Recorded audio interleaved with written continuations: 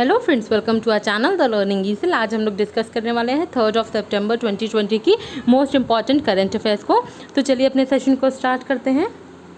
The Union Territories, Ladakh and Lakshadweep have been included in the One Nation One Ration Card scheme on Integrated Management of Public Distribution System (IMPTS).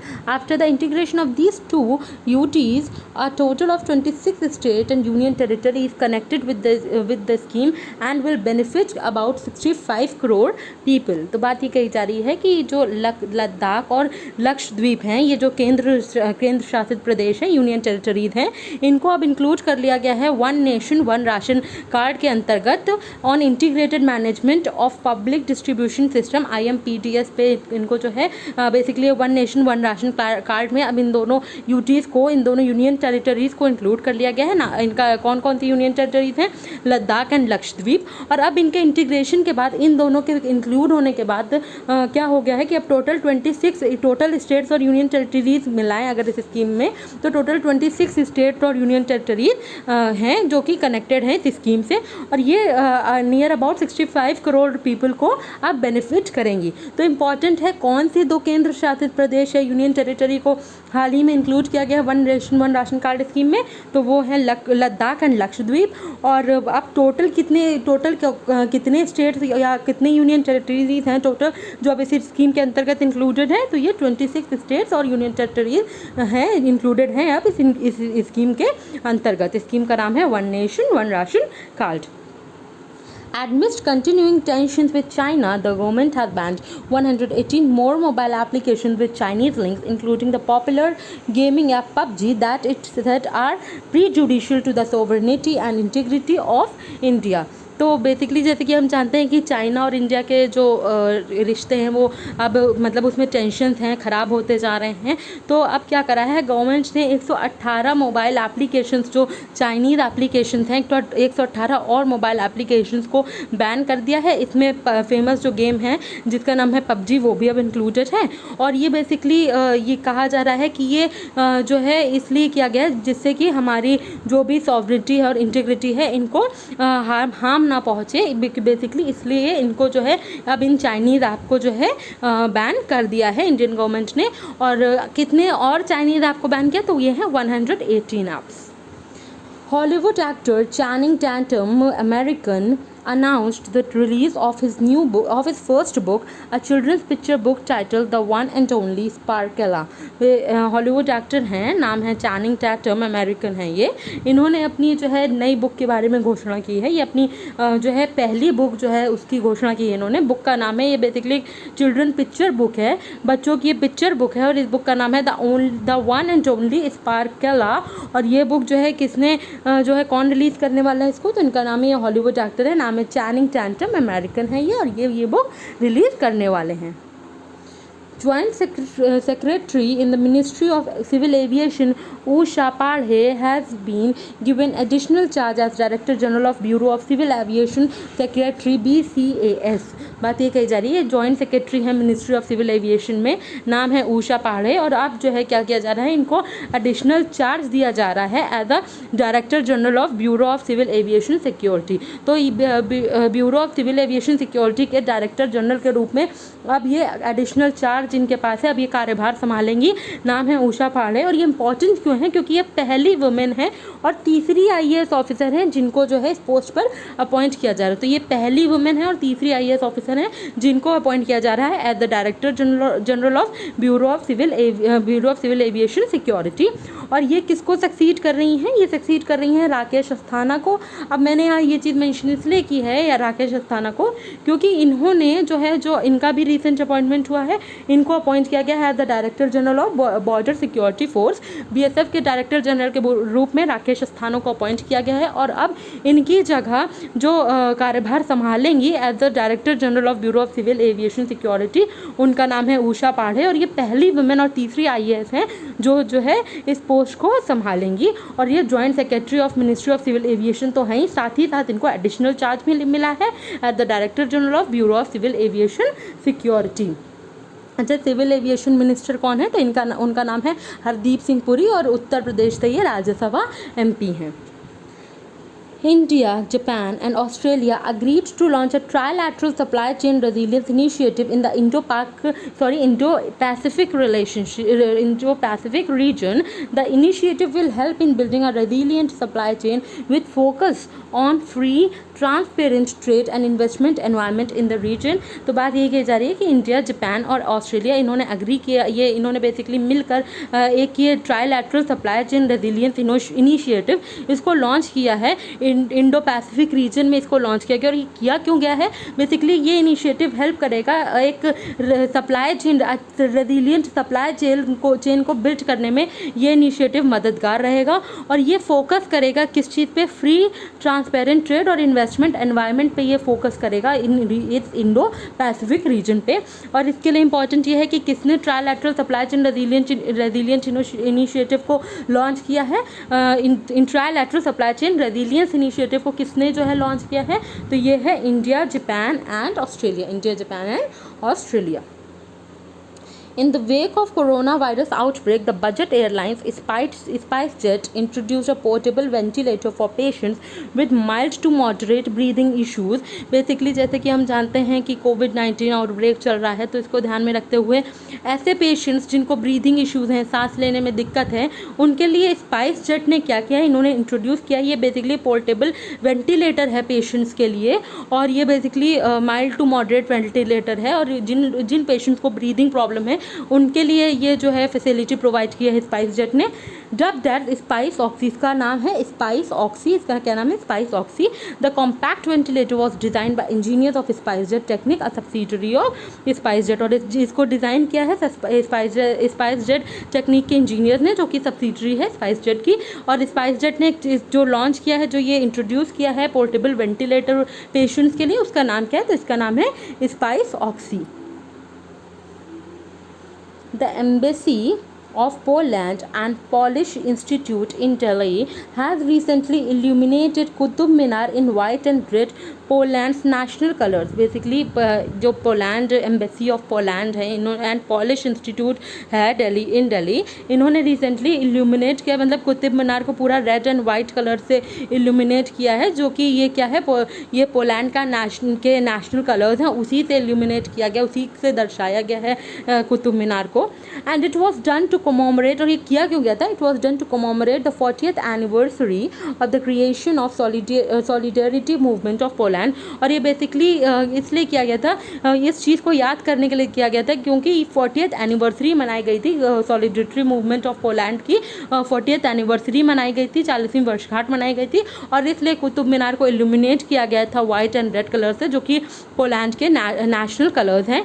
और ये साल 40th anniversary है creation of solidarity movement की, which is a civil rights movement based on Gandhian principles और non violence. और ये जो solidarity movement रहा था, ये एक सिविल राइट मूवमेंट था जो कि गांधीयन प्रिंसिपल्स पे बेस्ड था, Gandhian principles of non violence पे ये बेस्ड था।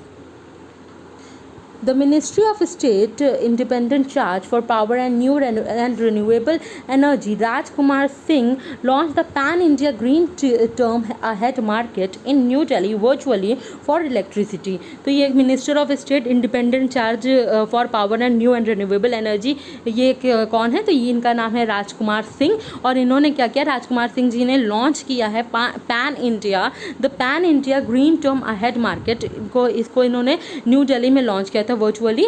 बेसिकली इलेक्ट्रिसिटी के लिए ये लॉन्चिंग हुई थी इसकी। GTAM is the world's first exclusive project market, ये बेसिकली दुनिया की पहली एक्सक्लूसिव प्रोडक्ट मार्केट है रिन्यूएबल एनर्जी सेक्टर के लिए, for the renewable energy sector. GTAM will lead to an increase in the number of participants in renewable energy sector. और basically इसके through क्या होगा? जो रिन्यूएबल एनर्जी सेक्टर में participants हैं उनमें बढ़ोतरी होगी, रिन्यूएबल एनर्जी सेक्टर को और ज़्यादा कह सकते हैं प्रमोट होगी। और क्या बात कर रहे हैं? और ये कह रहे हैं कि ये it will also help in achieving the government of India's target of 175 gigawatt RE capacity by 2022। और ये गवर्नमेंट की मदद करेगी कि जो भारत का टारगेट है 175 गीगावाट RE कैपेसिटी को पाने का 2022 तक, उसके लिए भी ये हेल्पफुल रहेगा। इंपॉर्टेंट इतना ही है कि किसने pan India green term ahead market को लॉन्च किया न्यू दिल्ली में वर्चुअली, तो इनका नाम है राजकुमार सिंह। ये कौन है? ये है minister of state independent charge for power and and new and renewable energy, और आरा बिहार इनका निर्वाचन क्षेत्र होता है। Uttar Pradesh government have decided to set up exclusive anti-electricity theft police stations in every district of the state to address the problem of frequent cases of power theft। Uttar Pradesh government ने क्या किया है, इन्होंने डिसाइड किया कि ये लोग exclusive anti electricity theft police stations ये सेटअप करेंगे हर डिस्ट्रिक्ट में, हर ज़िले में इसको सेटअप किया जाएगा इस स्टेट के। ये क्यों किया गया है, इसलिए किया गया है जिससे कि जो फ्रीक्वेंट केसेस आते हैं इलेक्ट्रिसिटी थेफ्ट के, बिजली चोरी के फ्रीक्वेंट केसेस आते हैं, उनसे जो है उनको रिजॉल्व करने के लिए ये स्टेप लिया है उत्तर प्रदेश गवर्नमेंट ने, कि इन्होंने ये कहा है कि लोग exclusively anti electricity theft police station इसको सेटअप करेंगे डिस्ट्रिक्ट्स में ऑफ उत्तर प्रदेश। उत्तर प्रदेश की बात करते हैं, चीफ मिनिस्टर हैं योगी आदित्यनाथ, और यहाँ के राज्यपाल जो हैं उनका नाम है आनंदीबेन पटेल, जो कि मध्य प्रदेश के राज्यपाल के रूप में भी कार्यभार संभाल रही हैं। A team of researchers from Indian Institute of Technology Guwahati यानी कि IIT Guwahati in collaboration with scientists from University of Paraguay Czech Republic is working towards developing indigenous algorithms that can protect the nation's digital data from cyber attacks by advanced computers।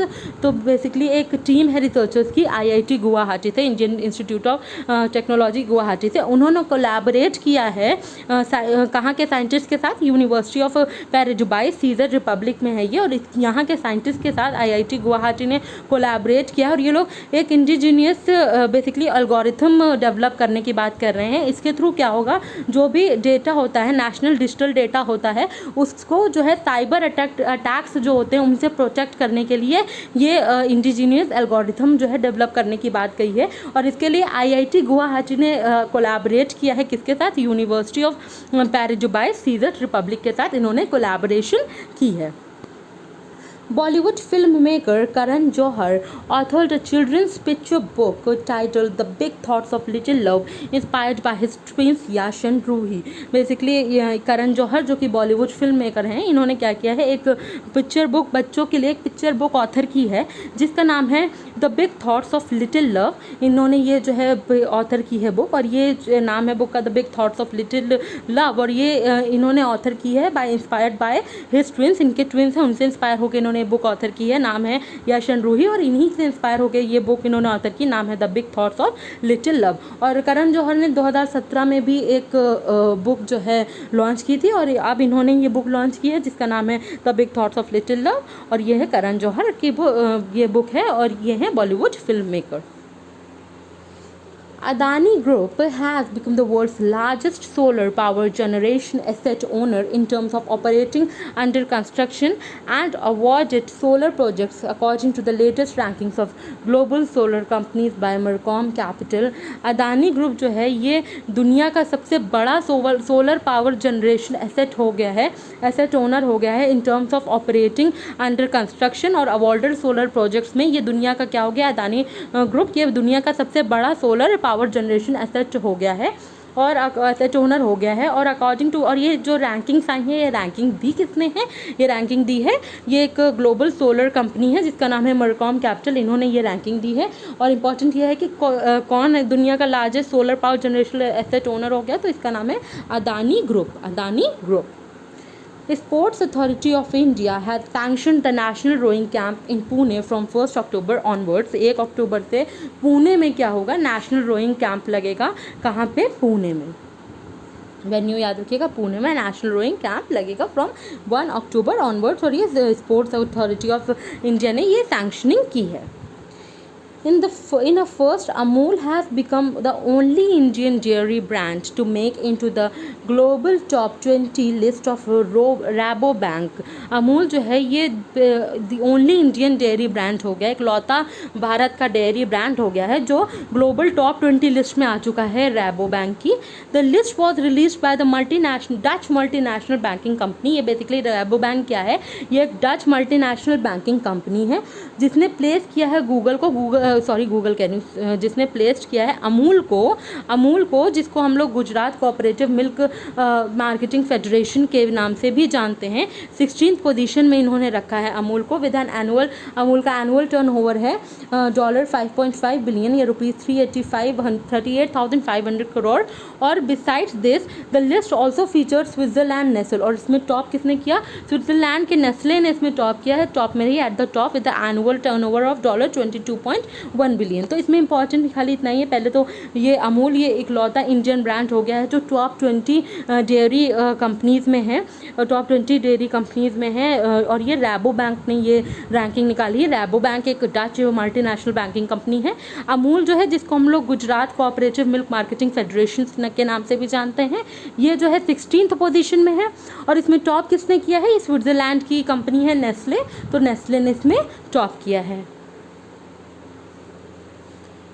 The Union Cabinet has ratified a memorandum of understanding for cooperation in the field of geology and mineral resources between India and Finland. Basically India and Finland ने एक memorandum of understanding sign की है cooperation in the field of geology और mineral resources की field में cooperate करने के लिए एक MOU साइन किया है, memorandum of understanding साइन की है इंडिया ने और फिनलैंड ने। Federal Bank and Innoventi Payment Solutions have announced their partnership to provide convenient and affordable options of Federal Bank credit card through Innoventi POS terminals। बात ये कही जा रही है कि फेडरल बैंक ने और इनोवेंटी पेमेंट सॉल्यूशंस ने इन्होंने बेसिकली पार्टनरशिप की है, जिससे कि फेडरल बैंक जो है वो अपने कस्टमर्स को कन्वीनियंट और अफोर्डेबल ऑप्शंस प्रोवाइड कर सके फेडरल बैंक डेबिट कार्ड के लिए इनोवेंटी POS टर्मिनल्स के through.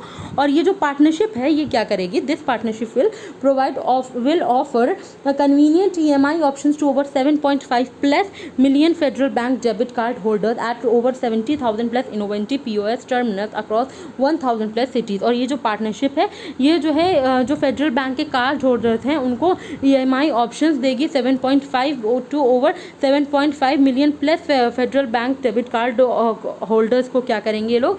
EMI convenient EMI options देंगे ये partnership.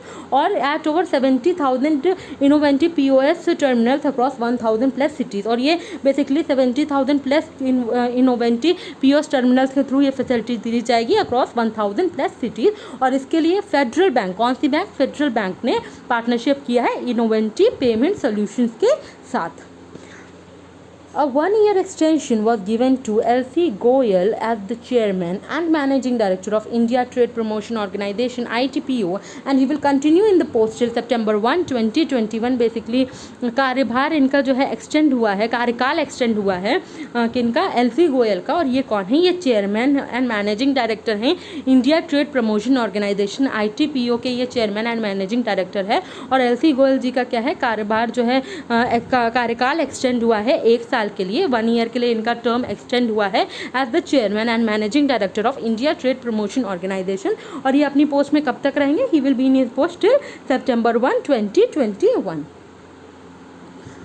Andhra Pradesh is among the few states like Bihar, West Bengal that has chosen to have their own crop insurance scheme। Andhra Pradesh जो है उन कुछ राज्यों में आता है, जैसे कि बिहार हो गया, वेस्ट बंगाल हो गया, जो अपने क्रॉप को इंश्योर करने की बात करती हैं, क्रॉप इंश्योरेंस स्कीम करने की, क्रॉप इंश्योरेंस स्कीम्स अपनी खुद की है इन स्टेट्स की। और क्या बात हो रही है यहाँ पे? The government of Andhra Pradesh have now received the note from insurance regulatory and development authority to form its crop insurance firm Andhra Pradesh general insurance company.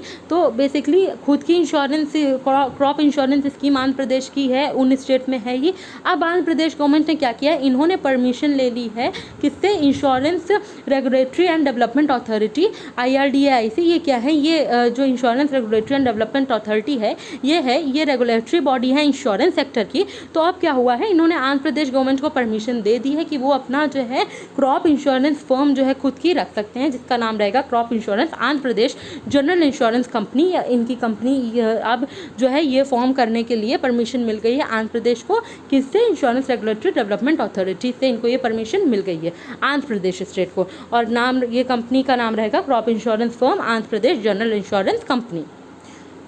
Sumit Nagal became the first Indian to win a round at the Grand Slam in 7 years when he downed American Bradley Clan in his US Open first round. Basically ये news important क्यों है, क्योंकि जो सुमित नागल हैं ये first Indian रहे हैं जिन्होंने पहला राउंड ग्रैंड स्लैम जीता है। पहला राउंड जो है ग्रैंड स्लैम जीता है 7 सालों में। इन्होंने किसको हराया है? इसके लिए अमेरिकन ब्रैडले क्लैन है, ये अमेरिका से हैं, ब्रैडले क्लैन, इनको हराया है US ओपन के पहले राउंड में। बट ये इंपॉर्टेंट क्यों है? अभी तो पहले राउंड में ही डिफीट किया, क्योंकि जो सुमित नागल हैं वो फर्स्ट इंडियन हो गए हैं ये ग्रैंड स्लैम का फर्स्ट राउंड जीतने वाले। तो सुमित नागल जो है इस वजह से ये नाम इम्पॉर्टेंट हो जाता है, क्योंकि ये फर्स्ट इंडियन रहे हैं। इसके लिए मैंने ये न्यूज़ आज यहाँ पे मेंशन की। The 13th edition of the Global Innovation Index GII 2020 has jointly released by the World Intellectual Property Organization WIPO, Cornell University and INSEAD Business School। 13th edition of the Global Innovation Index 2020 आया है और ये release हुआ है। It has jointly been released by the World Intellectual Property Organization WIPO और Cornell University और INSEAD Business School के साथ मिलकर ये 30th edition of Global Innovation Index 2020 ये आया है। और इसमें भारत का क्या रैंक रही है? India has joined the group of top 50 countries in the global innovation index for the first time, moving up 4 places to 48th rank. तो इंडिया के जो इनोवेशन इंडेक्स में, ग्लोबल इनोवेशन इंडेक्स 2020 में रैंक रही है वो रही है 48। तो और इसमें जो है टॉप किसने किया है? तो इसमें जिस कंट्री ने टॉप किया है वो है स्विट्ज़रलैंड। तो स्विट्ज़रलैंड फर्स्ट पे रही है, स्वीडन सेकंड पे रही है और US थर्ड पे रही है। तो ये टॉप 3 रही हैं इन द लिस्ट। तो हमारे लिए इंपॉर्टेंट बनता है, ये 13th एडिशन था ग्लोबल इनोवेशन इंडेक्स 2020 का और ये जॉइंटली रिलीज हुआ है World Intellectual Property Organization, Cornell University और इंस्टीट्यूट बिजनेस स्कूल के साथ मिलकर। और इसमें जो भारत की रैंक रही है वो 48th रही है ग्लोबल इनोवेशन इंडेक्स 2020 में। और जिसने टॉप किया है जिस कंट्री में वो है स्विट्ज़रलैंड। भारत की है 48th रैंक इंडिया की रही है, टॉप किया है स्विट्ज़रलैंड में, बल्कि टॉप 3 में रही है स्विट्ज़रलैंड, स्वीडन और यूनाइटेड स्टेट्स। आशा करते हैं आपको हमारा सेशन पसंद आया होगा। कल हम फिर आएंगे कल की मोस्ट इंपॉर्टेंट करंट अफेयर्स लेके। तब तक के लिए thank you and have a nice day.